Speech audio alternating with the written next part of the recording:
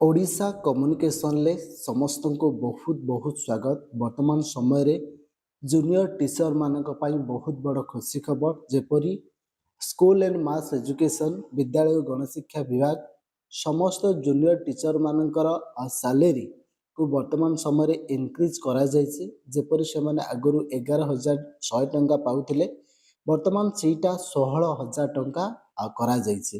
एवं एई जो 16,000 केउं डेट रु सेमानको मिलिबो ना आपनकर जेउ डेट रे ए रिजोल्यूशन टी आपनकर पास करा गला मतलब आपनकर 12 फेब्रुआरी 2025 ठारू सेमानकर दरमा जोटा कि 16,000 हो जिवो।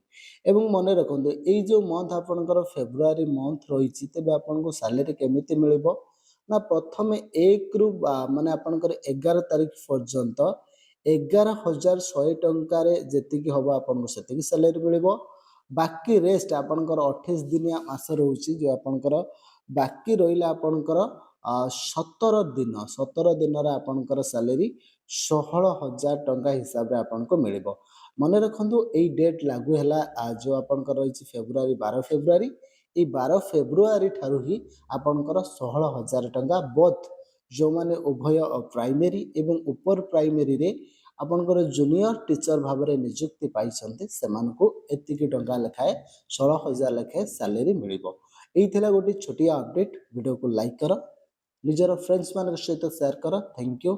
जय जगन्नाथ।